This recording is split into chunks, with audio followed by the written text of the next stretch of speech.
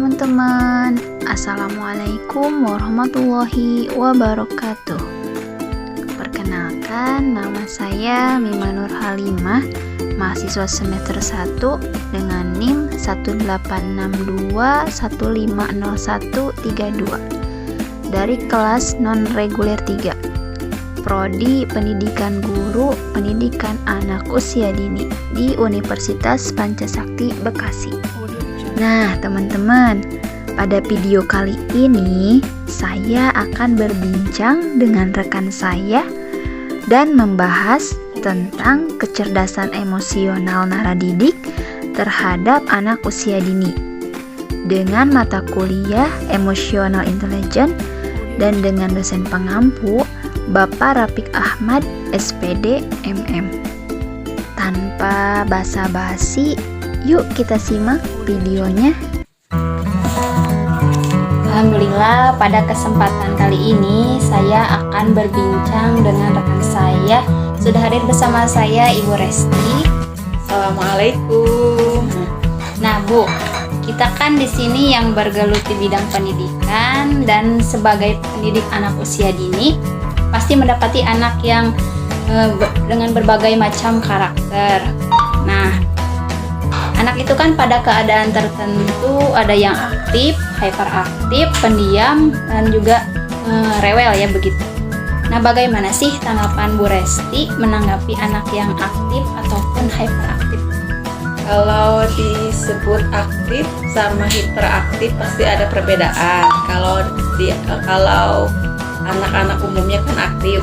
Kalau hiperaktif pasti ada banyak gangguan yang disebut dengan penyakit ADHD.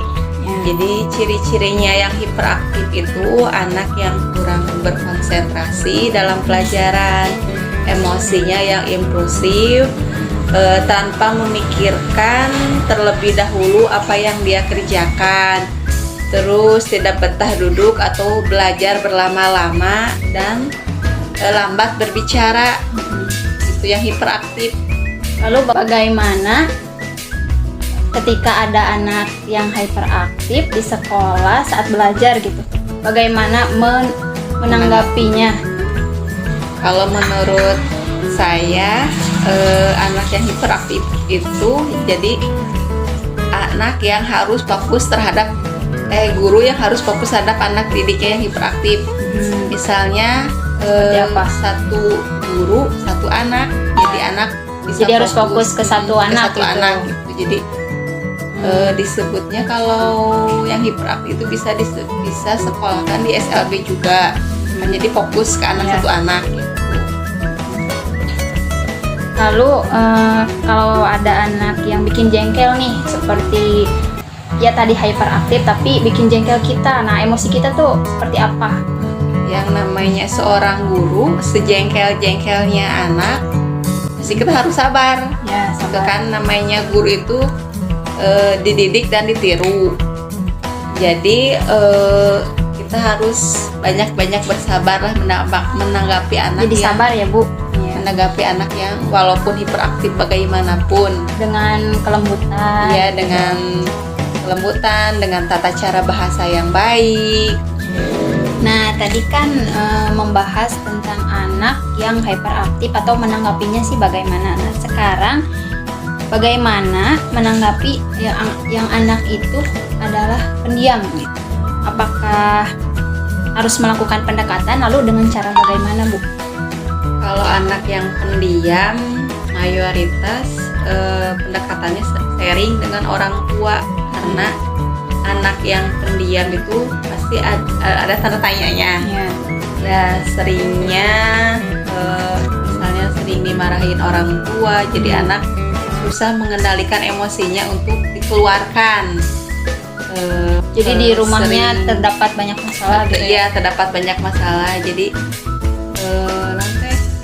sering kena marah orang tua, walaupun itu belum salah mereka. Jadi tergantung lingkungan di rumah ya, bagaimana faktornya begitu. Faktor yang membuat anak itu pendiam selain di rumah gitu. Ya, kalau lingkungan, ya pertama lingkungan rumah, kedua lingkungan sekitarnya, lingkungan luar, lingkungan kayak main tempat gitu. bermain. Ya.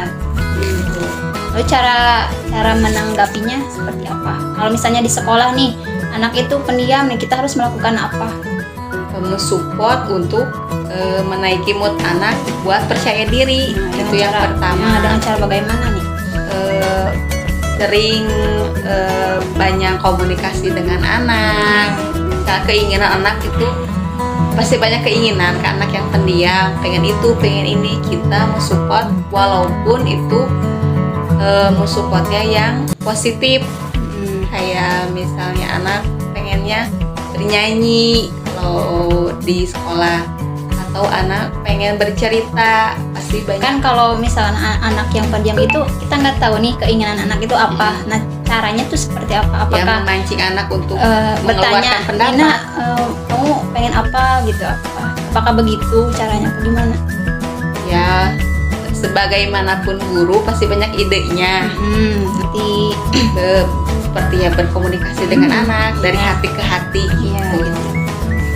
Jadi kalau ada anak yang pendiam, kita harus melakukan komunikasi dengan orang tuanya juga. Iya, jadi Mengenai sikap anak nih di sekolah pendiam, jadi harus ditanya ke orang tua bagaimana di rumah begini. Gitu, Jadi kita ngasih solusi ke orang tua gitu. kita membangun anak untuk percaya dirinya keluar. Gitu ya.